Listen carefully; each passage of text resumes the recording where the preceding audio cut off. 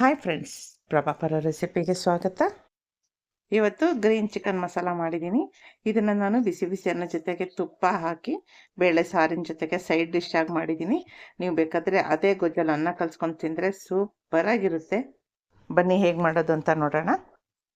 Video ಶುರು ಮಾಡೋಕ್ಕೂ ಮುಂಚೆ ಯಾರೆಲ್ಲ ನನ್ನ ಚಾನಲ್ನ ಸಬ್ಸ್ಕ್ರೈಬ್ ಮಾಡದೆ ನೋಡ್ತಾ ಇದ್ದೀರಾ, ದಯವಿಟ್ಟು ಸಬ್ಸ್ಕ್ರೈಬ್ ಮಾಡ್ಕೊಳ್ಳಿ ಅಂತ ಕೇಳ್ಕೊಳ್ತಾ ಇದ್ದೀನಿ. ಮೊದಲಿಗೆ ನಾನು ಒಂದು ಜಾರಲ್ಲಿ 5 ಹಸಿಮೆಣಸಿನ್ಕಾಯಿ ತೊಗೊಂಡಿದ್ದೀನಿ. 1 ಟೀ ಸ್ಪೂನಷ್ಟು ಜೀರಿಗೆ ಹಾಕೋಣ. 1 ಟೀ ಸ್ಪೂನ್ ಅರಿಶಿಣದ ಪುಡಿ ಹಾಕ್ತಾಯಿದ್ದೀನಿ. 1 ಹಿಡಿಯಷ್ಟು ತೊಳೆದ ಕೊತ್ತಂಬರಿ ಸೊಪ್ಪು ಫ್ರೆಶ್ ಆಗಿರೋದು ಹಾಕಬೇಕು. ಇದು ನಾಟಿ ಕೊತ್ತಂಬರಿ ಸೊಪ್ಪು ಆದರೆ ಒಳ್ಳೆಯದು, ಯಾಕಂದರೆ ಚೆನ್ನಾಗಿ ಘಮ ಬರುತ್ತೆ. ಈಗ ಇದನ್ನು ತರಿಯಾಗಿ ಗ್ರೈಂಡ್ ಮಾಡ್ಕೊಂಡು ಬರ್ತೀನಿ. ಇದಕ್ಕೆ ನೀರೇ ಹಾಕ್ದಂಗೆ ಗ್ರೈಂಡ್ ಮಾಡಬೇಕು. 1 ಮೀಡಿಯಮ್ ಸೈಜ್ ಈರುಳ್ಳಿನ ಇದಕ್ಕೆ ಹೆಚ್ಚು ಹಾಕ್ಕೊಳ್ತಾ ಇದ್ದೀನಿ. ಮೊದಲೇ ಈರುಳ್ಳಿ ಹಾಕ್ಬಿಟ್ರೆ ಫುಲ್ ನುಣ್ಣಗಾಗ್ಬಿಡುತ್ತೆ, ಅದಕ್ಕೆ ಹಾಕಲಿಲ್ಲ. ಈಗ ಹಾಕ್ತಾಯಿದ್ದೀನಿ. ಈಗ ಇದನ್ನೆಲ್ಲ ಇದಕ್ಕೆ ಹಾಕ್ಕೊಂಡು ಒಂದು ಸ್ಪೂನಲ್ಲಿ ಸ್ವಲ್ಪ ಮಿಕ್ಸ್ ಮಾಡ್ಕೊಳ್ಳೋಣ. ಇದನ್ನು ಸಹ ತರಿಯಾಗಿ ರುಬ್ಬಬೇಕು. ಈಗ ಇದು ರುಬ್ಬಾಗಿದೆ ನೋಡಿ. ಈರುಳ್ಳಿ ಎಲ್ಲ ಸ್ವಲ್ಪನೇ ರುಬ್ಬಿರಬೇಕು, ಅಂದರೆ ತುಂಬ ನುಣ್ಣಗೂ ಆಗಬಾರ್ದು, ತುಂಬ ದಪ್ಪನೂ ಇರಬಾರ್ದು, ಆ ಥರ. ಈಗ ಸ್ಟವ್ ಮೇಲೆ ಒಂದು ಪ್ಯಾನ್ ಇಟ್ಟು ಅದಕ್ಕೆ 1 ಟೇಬಲ್ ಸ್ಪೂನಷ್ಟು ಎಣ್ಣೆ ಹಾಕ್ತಾಯಿದ್ದೀನಿ. ಎಣ್ಣೆ ಚೆನ್ನಾಗಿ ಕಾದ್ಮೇಲೆ 2 ಏಲಕ್ಕಿ, ಒಂದು 6 ಲವಂಗ, ಹಾಗೆ ಒಂದು 3 ಪೀಸು ಚಕ್ಕೆ ಹಾಕೊಳ್ಳೋಣ. ಈಗ 1 ಈರುಳ್ಳಿನ ಸ್ಲೈಸಾಗಿ ಕಟ್ ಮಾಡ್ಕೊಂಡು ಅದನ್ನು ಚೆನ್ನಾಗಿ ಎಣ್ಣೆಯಲ್ಲಿ ಹುರಿಬೇಕು. ಒಂದು 2 ನಿಮಿಷ ಮುಚ್ಚಳ ಮುಚ್ಚಿಟ್ಟು ಬೇಯಿಸಿದ್ರೆ ಬೇಗ ಬೆಂದ್ಕೊಂಡ್ಬಿಡುತ್ತೆ. ಮಧ್ಯ ಮುಚ್ಚಳ ತೆಗೆದು ಆಗಾಗ ಒಂದೊಂದು ಸತಿ ಹುರಿತಾ ಇರಬೇಕಿಲ್ಲ ಅಂದರೆ ಈರುಳ್ಳಿ ಸೀದ್ಕೊಂಡ್ಬಿಡುತ್ತೆ.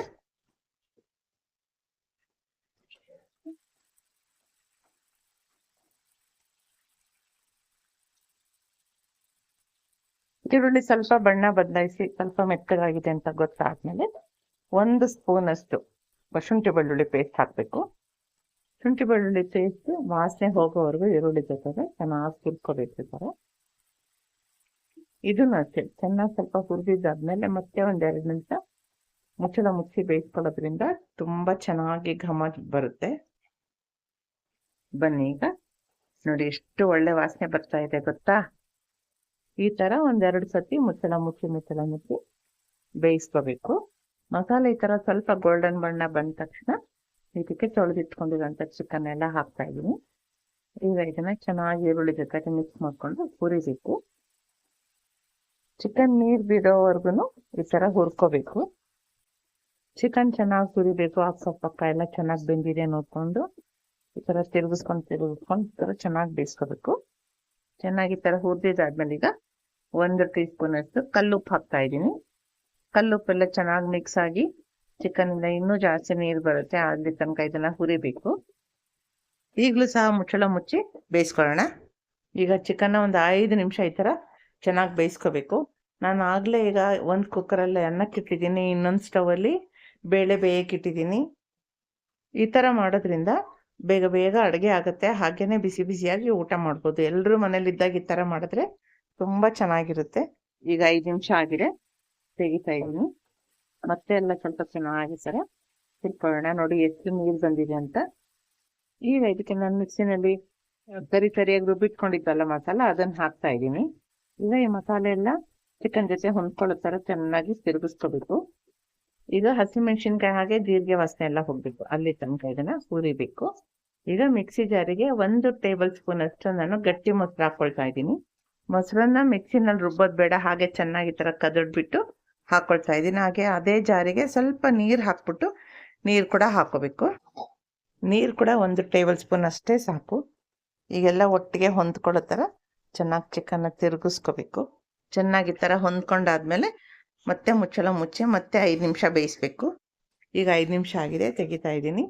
ನೋಡಿ ಹೀಗೆ ಎಣ್ಣೆ ಎಲ್ಲ ಎಷ್ಟು ಚೆನ್ನಾಗಿ ಹೊರಗೆ ಬಂದಿದೆ, ಆ ಥರ ಬೇಯಿಸ್ಕೋಬೇಕು. ನೀವು ನೀರು ಜಾಸ್ತಿ ಹಾಕ್ಕೊಂಡ್ರೆ ಎಣ್ಣೆ ಬೇಗ ಬರೋದಿಲ್ಲ, ಗೊಜ್ಜು ಥರ ಆಗ್ಬಿಡುತ್ತೆ. ಅದಕ್ಕೆ ಜಾಸ್ತಿ ನೀರು ಹಾಕ್ಕೊಳಕ್ಕೆ ಹೋಗ್ಬೇಡಿ. ನೋಡಿ ಎಷ್ಟು ಚೆನ್ನಾಗಿದೆ. ಈಗ ಮತ್ತೆ ಇನ್ನೊಂದು 2 ನಿಮಿಷ ಮತ್ತೆ ಇಡ್ತೀನಿ ನಾನು. ಇನ್ನು ಸ್ವಲ್ಪ ನೀರಿನ ಅಂಶ ಇದೆ ಅಲ್ವಾ, ಅದೆಲ್ಲ ಹೋಗಬೇಕು, ಅಲ್ಲಿ ತನಕ ಚೆನ್ನಾಗಿದೆನ ಈ ಥರ ತಿರುಗಿಸ್ಕೊಂಡು ಬೇಯಿಸ್ಕೋಬೇಕು. ಈಗ 3 ನಿಮಿಷ ಆಗಿದೆ ನೋಡಿ, ಎಣ್ಣೆ ಎಲ್ಲ ಎಷ್ಟು ಚೆನ್ನಾಗಿ ಹೊರಗಡೆ ಬಂದಿದೆ. ಈಗ ಇದನ್ನ ಎಲ್ಲ ಮಸಾಲೆ ಜೊತೆ ಚೆನ್ನಾಗಿ ಮಿಕ್ಸ್ ಆಗೋ ಥರ ಇನ್ನು ಸ್ವಲ್ಪ ಓಪನ್ ಆಗಿಟ್ಟರೆ ಬೇಗ ಡ್ರೈ ಆಗುತ್ತೆ. ಈ ಥರ ಇಟ್ಕೊಂಡು ಚೆನ್ನಾಗಿ ಈ ಥರ ಮಿಕ್ಸ್ ಮಾಡಬೇಕು. ಚಿಕನ್ ಏನಾದ್ರೂ ಬಲ್ತಿರೋದಾಗಿದ್ರೆ ಇನ್ ಸ್ವಲ್ಪ ನೀರು ಅಥವಾ ಮೊಸರು ಹಾಕೊಂಡೇ ಬೇಯಿಸ್ಕೋಬೇಕಾಗುತ್ತೆ. ಸ್ವಲ್ಪ ನೀರ್ನಲ್ಲಿ ಅದ್ ಬೇಯಲ್ಲ.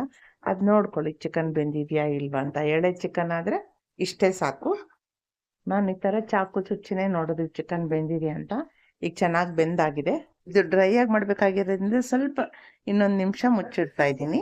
ಕೊತ್ತಂಬರಿ ವಾಸನೆ, ಜೀರಿಗೆ ವಾಸನೆ, ಹಸಿಮೆಣಸಿನ್ಕಾಯಿ ವಾಸನೆ, ಮನೆ ಎಲ್ಲ ಗಮ್ಗುಟ್ತಾ ಇದೆ. ಎಷ್ಟು ಒಳ್ಳೆ ಪರಿಮಳ ಬರ್ತಾ ಇದೆ ಗೊತ್ತಾ. ನೋಡಿ ಎಣ್ಣೆ ಎಲ್ಲ ಹೇಗ್ ಸಪ್ರೇಟ್ ಆಗೋಯ್ತಲ್ಲ, ಈ ತರ ಆಗ್ಬೇಕು. ಈಗ ಸ್ವಲ್ಪ ಫ್ರೆಶ್ ಆಗಿರೋ ಕರ್ಬೇವಿನ ಸೊಪ್ಪು ತಂದು ಈ ಎಣ್ಣೆಗೆ ಹಾಕ್ತಾ ಇದ್ದೀನಿ. ಆ ಎಣ್ಣೆನಲ್ಲಿನೇ ಅದು ಸಿಡಿದು ಬೆಂದ್ಕೊಳ್ಳುತ್ತೆ. ಅಂದ್ರೆ ಫ್ರೆಶ್ ಆಗಿರುತ್ತೆ. ಮೊದಲೇ ಒಗ್ಗರಣೆಗೆ ಹಾಕ್ಬಿಟ್ರೆ ಅದೇ ಬೇರೆ ತರ ಟೇಸ್ಟ್ ಇರುತ್ತೆ. ಈ ಕೊನೆಯಲ್ಲಿ ಹಾಕದೇ ಬೇರೆ ತರ ಟೇಸ್ಟ್ ಇರುತ್ತೆ. ಟೇಸ್ಟು ಚೆನ್ನಾಗಿರುತ್ತೆ, ಹಾಗೆ ಫ್ಲೇವರ್ ಅಂತೂ ಎಲ್ಲರನ್ನ ಕರಿಯುತ್ತೆ, ಅಷ್ಟು ಚೆನ್ನಾಗಿರುತ್ತೆ. ನೋಡಿದ್ರಲ್ಲ ಫ್ರೆಂಡ್ಸ್, ಈ ರೆಸಿಪಿ ನಿಮ್ಗೂ ಇಷ್ಟ ಆಗಿದೆ ಅನ್ಕೊಳ್ತೀನಿ. ನೀವು ಮನೇಲಿ ಟ್ರೈ ಮಾಡಿ. ನಮ್ಮನೇಲಂತೂ ಎಲ್ರು ತುಂಬಾ ಇಷ್ಟಪಟ್ಟು ತಿಂದ್ರು. ಓಹೋ ಅಂತ ಇದ್ರು ಎಲ್ಲಾರು, ಅಷ್ಟು ಚೆನ್ನಾಗಿದೆ ಅಂತ ಇದ್ರು. ಹೇಗೆ ಘಮ ಬರ್ತಿದ್ಯೋ ಅಷ್ಟೇ ಟೇಸ್ಟ್ ಆಗಿದೆ ಅಂತ ಹೇಳ್ತಾ ಇದ್ರು. ಬಿಸಿ ಬಿಸಿ ಅನ್ನ ಮಾಡ್ಕೊಂಡು ಈ ಗೊಜ್ಜಿಗೆ ಹಾಕೊಂಡು ಕಲ್ಸ್ಕೊಂಡು ತಿಂದ್ರು ಸೂಪರ್ ಆಗಿರುತ್ತೆ. ನಾಳೆ ಸಂಡೇ ಅಲ್ವಾ, ಎಲ್ಲರೂ ಮನೇಲಿ ಟ್ರೈ ಮಾಡಿ. ಹಾಗೆ ಹೇಗೆ ಬಂತು ಅಂತ ಹೇಳೋದನ್ನ ಮರಿಬೇಡಿ. ಇದೇ ರೀತಿ ಈಸಿ ರೆಸಿಪೀಸ್ಗೆ ನನ್ನ ಚಾನಲ್ನ ಫಾಲೋ ಮಾಡೋದನ್ನ ಮರಿಬೇಡಿ. Thank you friends, thank you for watching.